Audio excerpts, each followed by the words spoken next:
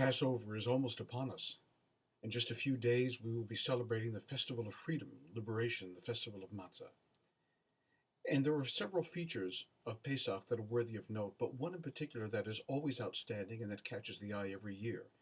There is a phrase from the Haggadah that is extracted from the Bible, Arami Oved Avi. There was an Aramean who was seeking the destruction of my father.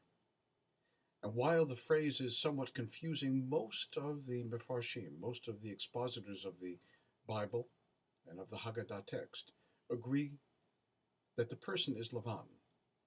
Lavan was the one that was seeking to destroy my father, of course, being Jacob.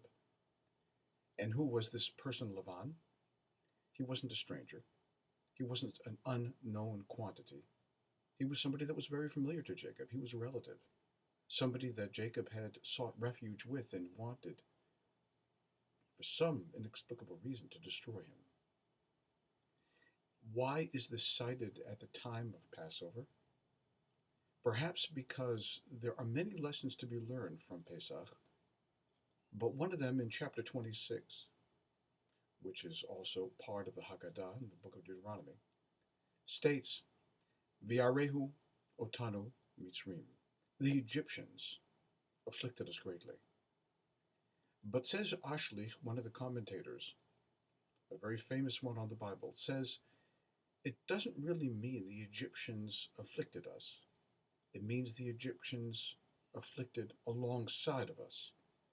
What Ashlich reveals to us in the text is that we had become like our oppressors. That after living in Egypt for such a long period of time, we had come to resemble our tormentors so much that there was little difference between us and them. When we're in the company of people who speak poorly, we end up speaking like them. When we're in the company of people that use drugs, we end up using drugs, or at least legitimating them in some way. When we're in the company of people who do all kinds of bad things, we do what is acceptable because we are with them. And so it was in Egypt. God had originally determined that Abraham's children would be slaves in Egypt for some 400 years, and he had promised this to him. And yet the children of Israel were redeemed after slightly more than 200 years.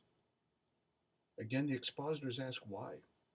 Why did God break his word to Abraham and release the Jews from Egypt early? And they answer, because the Jews were losing their identity.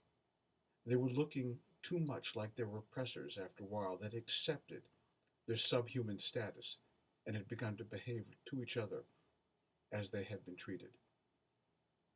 And maybe this is the powerful lesson of Passover that we are meant to absorb most keenly. That we're called upon in life to always take a position, to take a posture of whether we are to be a victim or a victimizer. We are called upon to take a side. We can't remain in between. We can't not make a decision. And when we make a decision which side to choose on, it had better be with the oppressed and not with the oppressor. So we come to Passover and we recite the Haggadah. We read of the liberation from Egypt for the umpteenth time in our life, a story that we know so very well. But yet we're called upon to extract a different rationale, a different lesson this year, a liberation of self, a learning to look at the world with free, new, open eyes, with eyes that are non-judgmental. An opportunity looms before us this year, as in every year before, but this year will never come again, and it never has in the past.